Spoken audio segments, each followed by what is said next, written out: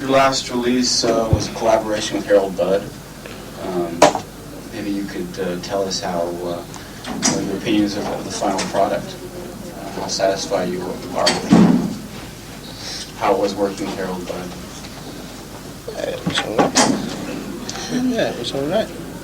Yeah, it is a collaboration, and it's not a Cocteau Twins LP. Not to be seen as a sort of Cocteau Twins record, I don't think. It's just I mean, it's just out here and we're here at the moment, so it looks like it's sort of part of the same thing, but it's just really coincidence. It's just a thing that we've done on the side, a sort of separate project sort of thing. Maybe you give your opinions on what you thought of it. It's alright, it's good in places. It's not so good in other places. But, I mean, it doesn't really matter what we think of it. Of course it does, don't be stupid. Well, I mean, yeah, we wouldn't put it out. We wouldn't put it out if we didn't like it, would we? Mm-hmm. We wouldn't put it out. Okay, how was it working with Harold Budd? He was lovely. That's yeah. Is he somebody you'd always wanted to work with? No, I mean, we didn't really know anything about him. Well, not very much anyway. He didn't know very much about us. Mm-hmm. The way that we were sort of brought together was through a TV company wanted to make a sort of documentary of us, like maybe a series of documentaries of different people from different places in music working together, and we sort of got together with them that way, but then the TV company sort of pulled out, but we just decided just to do it anyway. And he came over to London and stayed with us for like a couple of weeks in our studio, and we just potted about in there, and what's come out is the result of what we did. You know, it was a really casual kind of thing, really. Yeah. But that's the way we like to work, and he did the same, so it was good to work with him.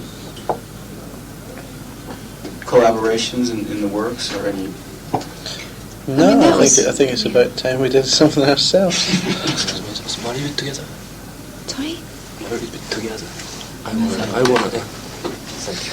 Get a picture of your face in the same direction, I suppose. じゃあ共作したい人っていうね。People you'd like to work with, just out of curiosity. Well, as I say, we'd like to do something ourselves because we haven't done anything ourselves really for a while. I mean, I think if you want to work with loads of different people and you don't want to work with each other, it must say something, you know, that you don't really enjoy what you do. You're desperately trying to do something else all the time, you know, which isn't the case at all. We're quite happy to just carry on ourselves. You know, we didn't really want to make such a big thing of this record. That's why we've released it, and it doesn't say Cocteau Twins on it anywhere, because we don't sort of see it as a new Cocteau Twins record or anything like that. It doesn't mean that we know. Doesn't mean that is the kind of direction we'd go in or anything. It's just a collaboration with him that worked out like that, and the next thing we do will be totally different from that again, because that's the way we like to work. You said the next thing will be different, but what do you have in mind? We'll never have anything in mind.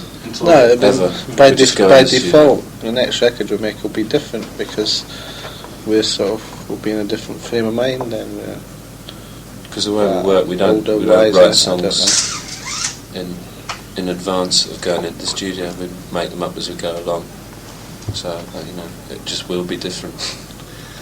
Yeah. I mean, we don't create records.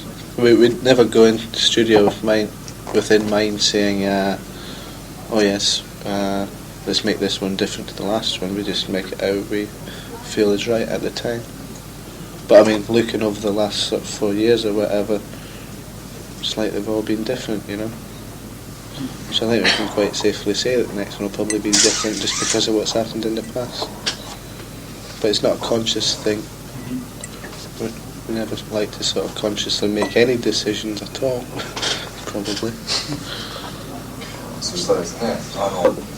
The songs basically come about spontaneously, as opposed to say like, well, the record company says that, you know, an album's due out in 3 months. Okay, let's start writing music. Is it more spontaneous, or are you stimulated by that sort of a pressure? It's all or deadline? spontaneous. Yeah, I mean, this sort of situation we're in is like we make records when we want. We don't have any pressure to do anything when we don't want to do it. A record company's the appeals to put the records out. That's the way it sort of works, really, isn't it? How about, like, say, deadlines you set yourself? Like, you start getting kind of antsy after a while because you haven't made a record in a while. And so that. Well, generally we don't really sort of stop. Well, we're in the studio whenever we can when you're working live and you've got records to do as well, you just tend to go from one thing to the other and back to the other. We haven't sort of had a break. Because we've got our own studio, it means we can just go in whenever we're not doing anything else. And you just do songs every day or whatever. And then at a period when you stopped, you just take a look at what you've got and bring out a record that corresponds with what you want to do. Yeah, you might have sort of 4 or 5 things. If you've got 4 or 5 things you're happy with that go together, you may say, oh, we'll put an EP out then or something like that. Or if you've got 10 things that you're sort of happy with after a while, then that would be enough for an LP. But we don't really sit down and say, right, let's record an LP because the record company wants us to, or anything like that. You think you'll always have that sort of freedom, though, to do things at your own pace? Well, I think we'll have more and more freedom as we sort of go on, because we're very strong-minded in that direction. We don't like to get fucked about. There must be some point, though, when you've a certain number of songs have accumulated, and you kind of get the feeling that an album is going to take on, one sort of a mood or an image. At some point, that sort of a feeling must come around. Does that happen to you after a while? You don't work like that. I mean, Do you just take the songs and put them together into one work, or do you look for one point in common and go for that one? Well, generally it'll be from a sort of period that we'll be working in. We'll sort of, we don't have, over 95% of things that we've recorded has been released. No. We don't have like songs in the can anywhere, because you won't have one song that we wrote last year and 3 that we wrote this year on one record. Yeah, they're all be over a month, a sort of period, or a week, something like that. So it is just a matter of the songs being written over a certain period, and then chronologically they're sort of grouped together and then put into one album, one EP or LP.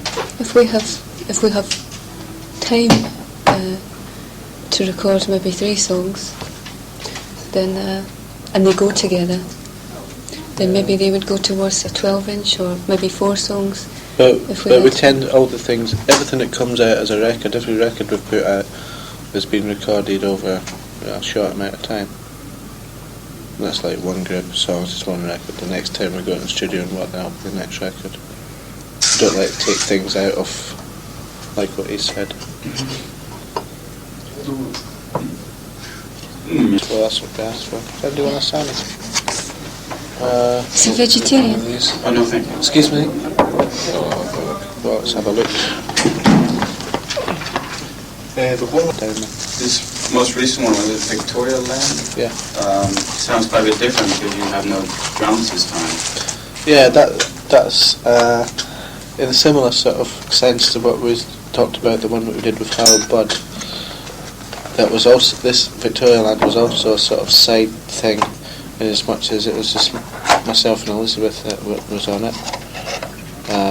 We just decided that we wanted to try something that didn't have drums. It's just mostly sort of acoustic guitar and voice, a lot of treatments and things.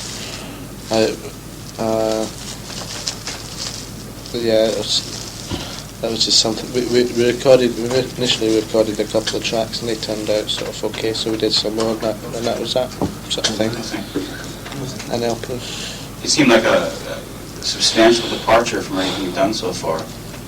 You didn't feel that way, though? Yeah, just another... Yeah, well, it was, but it wasn't like a conscious sort of thing. Let's try and sound different or anything. It was just by nature of the fact that there was sort of no bass and no drums on it, it's going to sound different. But it was just sort of something that we wanted to try just to see what would happen, you know. I think it worked out all right. It was just an idea that came to you. There was no other reason for doing it. There never is. Things just kind of come along. Huh? Yeah. Among a lot of the Cocteau twins fans here in Japan, he hears that the music is almost listened to as sort of a background type thing. No, thank you. Do you want some? No, thank you. Yeah. Like sort of background music. Have you heard any words to that effect? And if so, what do you think of that way of listening to your own mind? Got no control over how people listen to your records. We shouldn't make any demands of fans, if you like. It's not made with that specifically that intention in mind, though. Like sort of an ambient music type of thing. No, we make our music primarily to please us, which is sort of selfish, but that's the way it is. I mean, otherwise you would start making records like everybody's songs in the charts and everything. You know, sort of, making music for a sort of a market, a specific demand or whatever. But that's not really what we do. Stuff in the charts doesn't please you very much, then, huh? Please you? Some of it does, sure. Yeah, some of it pleases me, but I mean... You wouldn't be interested in kind of getting in on that? Well, making something for mass consumption? Well, I think stuff should be for mass consumption, personally. But I mean, yeah, sure, I'd like to sort of get our music to as many people as possible, because I think the more people that hear it, the more people might like it. But as long as you sort of stuck music, then it's going to be difficult for people to sort of like it. I mean, it stands to reason the more people that hear it, the higher percentage of people that will like it, but, you know, that's just common sense. Yeah, I mean, there's such a thing as a sound, that sells. Yeah. You've never been interested in, like, kind of incorporating, like, just maybe one song like that into one of your albums? Well, no, I mean, if anything like that ever does happen, it wouldn't be a conscious sort of thing, you know what I mean? Just it has never... I mean, what's the sound anyway? It changes every week. Yeah. And if you tried to write a hit song, you wouldn't know what to do. Can you ever envision yourself becoming the flavor of the charts? I don't really care. Just don't care. It's not easy enough for those sort of people. As I said, primarily we make our music to please us, and everything else that comes after that, it's great. I mean, if lots of people run out and buy our records, if lots of people like it, if they like it to listen to as background music, or if they like to pay attention to it, that's really good as well. But no matter no matter how people take it, it's not going to affect the way that we make our music. If you know what I mean. Yeah. How about the way other people evaluate your records? You say you make the records made to please yourselves. Does the input from others, fans, critics, does that mean anything to you at all? Well, it doesn't affect the way. Yeah, sure. You get pissed off if you read a sort of bad review that's obviously sort of approaching your music from the wrong sort of angle of what you see. So you get pissed off. But I mean, if you accepted what everybody said in criticism of your records and tried to change them to please them, you'd be a bit, you'd be really stupid. And also, you'd be well fucked up because everybody says something and different about it. You still wouldn't be, you still wouldn't be pleasing everyone, especially not yourself. So. Has anything ever really affected you when you say criticism, constructive or otherwise?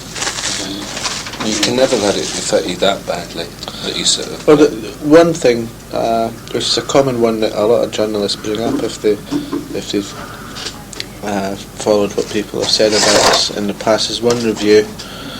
It was a really good review, it was over the top, but it sort of went too far, and it started sort of suggesting that our music was like the voice of God or whatever, right? And that really sort of pissed me off, because if I was to read that about somebody else, I'd just think, forget it. No way can it be sort of anything like that. So that's not us getting pissed off at a bad review. That's us getting pissed off at a good review because it's too sort of unbelievable, and it could affect the way how people could sort of. Because anybody sort of reads that about a record, runs out and buys it, so they're going to be disappointed, aren't they? It's not the voice of God. I mean, ideally, you shouldn't really read your own reviews, but you just can't help it sometimes. It'd be great not to sort of have to read them. Yeah. Not to sort of have a secret desire to find out what they think about you. Is the press in the UK kindly disposed towards you guys? Or? I wouldn't say so. I mean, it goes up and down. There's some people who like us, and there's a vast majority who just don't like us. What don't they like about you? I don't know. I think it's because we're not doing the same as what everybody else is doing. I mean, they seem to. But they find it difficult to sort of pigeonhole what we do. Plus, we don't. We don't tell them. We don't sort of speak to them very often. So. And when we do, they think we're just being awkward because we can't answer the questions they want us to answer. The press and everywhere except the UK is like very informative. People want to know about things. It's very factual and everything. In the UK, you can do a whole interview and not talk about music once. They want to know all about your personal politics. They want to know what you think the meaning of life is. And so they're so used to interviewing people in groups who generally love talking about themselves and about this and that. And when they come up against somebody who's like not really that interested in I don't see what makes talking about themselves, they think you're just being. I can't understand awkward. The fact that I play music. Why does that make my opinion on politics any more valid than sort of anybody else? But at the same time, they're all too willing to sort of take what you say and put it in print and like make you an example. As if it's supposed to be impressive. You know what I mean? If I wanted that sort of thing, I'd be a politician. You know what I mean? I don't see what, because I can play guitar, it makes my opinion about anything, more valid than somebody else. Well, I think that any celebrity, regardless of whether he does music or acting, is sort of considered to be an opinion leader of sorts, a person who influences others' views. Yeah, but so maybe that's don't you find that a bit sort of strange? Well, I mean, seeing as how you don't maybe have a degree in political science from a prestigious university, maybe. But just because you're in a group doesn't mean you want to be a celebrity. Classical musicians weren't celebrities. They just got on with their own gear, and people either liked it or didn't like it and appreciated it for the music, not for what they thought about, this and that. Why are you a celebrity? Because you choose to do something musical. Just because 99% of the other people that do it are doing it to be a celebrity. When you say you're not, they think you're just bullshit. Well, I guess you can't put yourself in the public eye. Consciously we don't. Consciously, because I mean, of course we have to do interviews, and because there is no other way that anybody's discovered yet of getting your music across, other than doing tours, bringing out records, we and just doing do interviews. not get radio airplay. We're very loathly going on television. Because we've done television before and it's always been disastrous, so you think, well, once bitten, twice shy. I mean, why sort of make ourselves feel uneasy? So, apart from just releasing records, you've got to do something.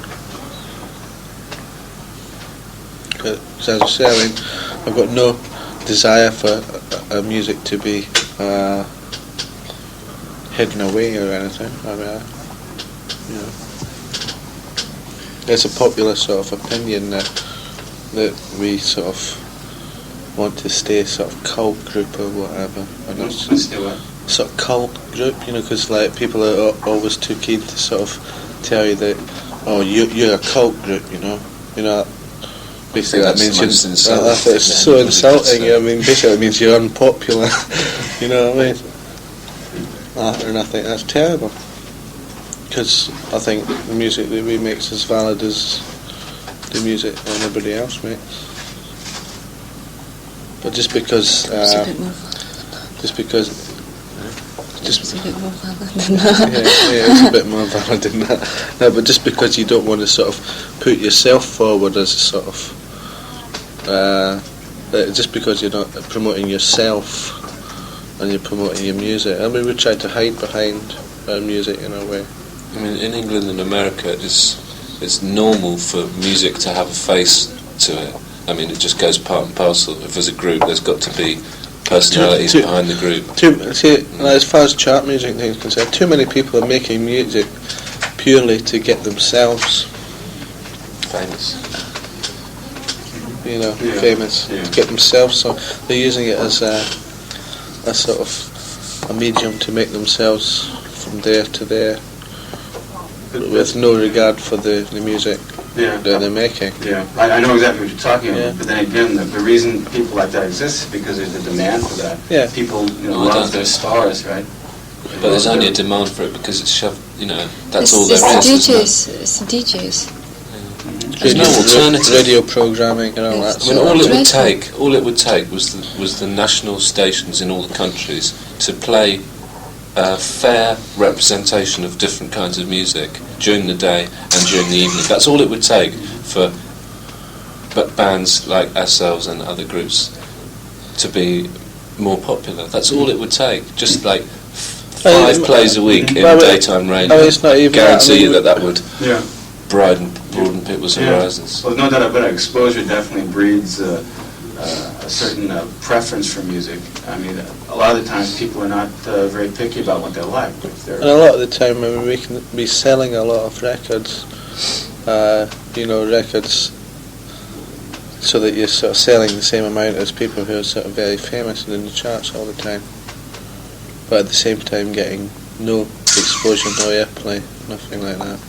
We're starting off, 100 yards behind everybody else at every situation, because all the records in the charts are the records that you hear all day long on Radio 1. Yeah. And if you don't get played on Radio 1, you've immediately... basically. You seem to be very bitter about that, then. I mean, not at all. I just think it's a really, really bad thing. Yeah, I mean, it's not just not healthy. It's not just for our music. There's lots of other groups in our position as well. I mean, just because I think the whole system's bad, it's like, doesn't mean I'm... Things that the public get to hear and things that get in the charts are things that basically sort of like lots of men sitting around boardroom tables and everything decide that that's what the public wants and that's what the public gets. Radio programmers and things like that. Because it all sounds the same. Of course, people's standards are, everyone's, excuse me, everyone's sort of, everything's systematically lowered, isn't it? Yeah. Because it's like, I mean, there's this theory going around that sort of in the next 20 years people's leisure time is going to, increase and increase, and people aren't going to spend so much time at work and all that. And you would imagine then that they'd have a lot more time to get into music. But, I can't see it happening if they just get force-fed the crap that is happening at the moment. At the same time, if we were to start getting lots of radio, would that mean that we became the crap that you're talking about? Possibly. No, I don't think so. I think a lot of people would start latching on to you just sort of unconditionally, Yeah, no, for the wrong reasons. Yeah. That's like... They like you because you're in the charts, not because of your music, just because you're there. Yeah, but does that mean we should consciously try not to get in the charts? I didn't mean so that we were just on the radio with all the other bands that are on the radio now. I mean for it all to change, not just for us to be suddenly accepted. That wouldn't be right at all. In your music, but do you use lyrics as just sort of something to match the melody, or are the lyrics actually a medium for your own thoughts and feelings?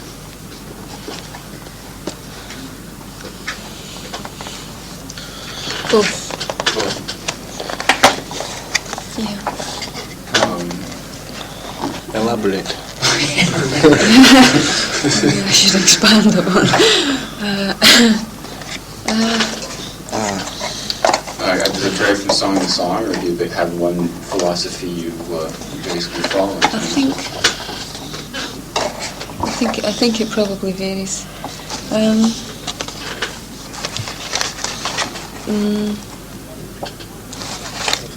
Not because of the music, I don't think. It's just whatever I come up with myself, I suppose. Is it something that just comes spontaneously, or do you spend a lot of time on your lyrics? I don't know if I spend a lot of time. No, I probably don't. But it's written before I get in front of the microphone. It's not. You're spending some time on this. Yeah. Spending some time. Oh, what Bullock. Oh. I mean, it's like when people will describe the way that we work as spontaneous, or we have. It's not spontaneous like the music that's on the record is like the first take or whatever, but it's spontaneous in the sense that we don't write songs. We don't write songs in a sort of traditional sense of like you maybe sitting at the piano and writing a song, or strumming at a guitar, writing a song like that. You know, so it's spontaneous that it's like we usually do a sort of piece of music half a day or whatever in the studio. What you do, like layer by layer there? Yeah, we sort of build things up. It doesn't happen in your mind that you come up with a sound and then come up with another sound to match that, and then kind of layer on top of that? Well, it is in your. It's got to be in your mind as well. Yeah. No, it's like usually when usually you're not actually thinking about the next thing that's going to go on it until you've done the bit that's on it or that you're doing at the moment. You know what I mean? Mm-hmm. It's like. I mean, a lot of the time that, let's say, Robin's got the drums together and I'll do some piano or something and we'll record it because I've worked it out into a sort of arrangement. If all goes well, he'll just get a sound that he likes, and the notes, I mean, they're just, in 10 minutes, it's kind of there. He hasn't sort of spent all day thinking about what it's going to be like. Just sort of put your fingers on the guitar and because none of us are very technically minded musically. I mean, musically minded. I mean, I don't know the names of all the notes and the chords and stuff. Because I mean, Simon's starting to master two hands on the piano. I don't think it's that important. I'm starting to master two hands on the guitar. I'm not ashamed to admit that I still don't know where any of the notes on the bass are, really. But I've never really been that interested. I've been playing for a long time and I'm not interested because I don't think it's important. That's what sounds right to you, then. Mm-hmm. Or perhaps if we had more of that sort of musical theory, it might detract from what we do.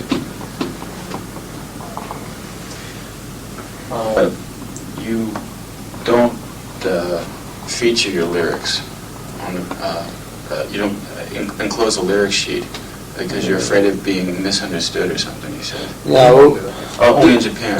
The first two LPs came out in Japan with lyric sheets, and the lyrics was like somebody listening to it and writing down what they thought it was, and it's complete nonsense, you know. She's got whoever it was, they got Liz singing about airplanes and mud dancers and yes we will rock you everybody and shit like that, right? There's just nothing. I'm so sorry. There's just. I mean, the records. There's nothing at all on these first two records. It's records called Garlands and one called Head Over Heels. They've both got lyric sheets. The lyrics are completely wrong. I mean, there's lyrics on the sleeve. On the sleeve, there's some bits of lyrics, and they've not even got them. So why don't you send them by telex or something, like the correct lyrics? Because we didn't want them on at all. I mean, they should have released the records the way that we released it. The same way. You know what I mean? They shouldn't have been changing anything or putting anything in. Just that it seems like every record over here has a lyric sheet in it. Yeah, it seems to be the way. Yeah. The first we heard about it was when it was actually done, Yeah. rather than them saying, you know, oh, we want to do a lyric sheet. Is that possible? Do you know what I mean? They didn't ask us for the lyrics or anything like that. So they So wouldn't have got them. Oh, okay. That takes care of that. Well, if they asked for them now, would you give them? no, Why not? Well, makes It it shouldn't be. it's important to me. Yeah, it makes it better for the listener, really, if they can Yeah. actually take something from the record themselves without having to read a sort of a message. And You know what I mean? It's like music, or perhaps the Smiths or something like that. You'll have Morrissey, who's got a clear-cut sort of message that he's singing, right? So every person that listens to that listens to what Morrissey's saying, and that's it. They take what he's saying. And perhaps the way that Liz sings and everything, people that listen to it can maybe pick it up in a different way and maybe take something of their own from it, something a bit more personal. I mean, lyrics can sometimes really spoil a song for you, you know, and I don't see why that. I should encourage people to think like that. Well, for somebody who understands almost no English at all, although they can read it, I mean, it's often a big help to have that lyric sheet there, just to have some idea of what... It should be no different whether you can speak English or not. I mean, I don't know. I mean, do you sort of know our music? I'm not that familiar with it, no. Well, it's been the last time we were in Japan, right, we played a concert. I said this in the last interview as well, but it was quite fascinating because several people came up at different times after the concert and said, oh, that song you played, you know, the one where Liz sung in Japanese, you know, we quite good to hear that she was singing in Japanese, you know, we understood it. And she wasn't, she was singing in English. But it's the way she was singing it, and the words she was singing, it sounded like Japanese, and the people obviously thought it was, and that's brilliant. I think it's great. No, it might have been total nonsense or whatever. You know, it should be the overall thing that people do you know what I get mean? into, not just one specific part. Then again, you have to bear in mind the business side of it. The Japanese record companies are often in competition with importers, record shops that sell imported records. Okay, so they have to add something to the Japanese copy that's going to make it more valuable than its imported counterpart. Okay, people can either go to the import shops and buy the import, or they can buy the Japanese pressing. So generally, if the Japanese record companies are involved, they shouldn't have to. They should be able to limit the imports, and they should also be able to have simultaneous releases so that you can't get the imports before the domestic one comes out. For some reason, it doesn't work that way. It should be. Yeah, I don't think the group. I'm sure for people like Bruce Springsteen and Madonna and things, that's the case. You know what I mean? Yeah, I'm sure they go out of their way to make that make it the case for them. You shouldn't have to compromise to make it easier for Japanese businessmen. That's Big the thing, Japanese because so many business other do all right people without are... anybody else. Yeah, I think they do quite well for themselves. Okay. So performance here in Japan, the audience just kind of sat back very quietly and watched you as they would a classical concert. Is that the case back home as well, back in the UK, that people kind of sit back and quietly? Can be. It It depends where you varies, play. yeah. I mean, if you play in a place that's all-seated, sometimes it'll be like that. Sometimes people stand up, but it's different in every country you go You to. can never predict how an audience is going to be. I mean, we don't know that when we play tomorrow that, you know, people aren't going to make a lot of noise. You just don't know. Do you prefer any way? Do you like the variety of different reactions in different places? Yeah. Yeah. Well, I mean, We don't like the fights much. Not that much? no matter whether people are sort of standing or sitting or whatever, it's nice to see that people are paying They attention. listen. Yeah. One thing that really annoys me is if you're playing and you can hear people talking while you're playing. I mean, that shouldn't really annoy me. But but it does. you see people sort of, like at the bar like this, paying no attention to you at all. And that's usually in America. Because they just think, well, why did you come? You obviously didn't come to see us. You obviously came for the pose. Yeah, or to pick up women, or there are a lot of reasons why people go out to see live music. Yeah. Excuse me, man, I'll be back. I'd rather not play people like that. Okay.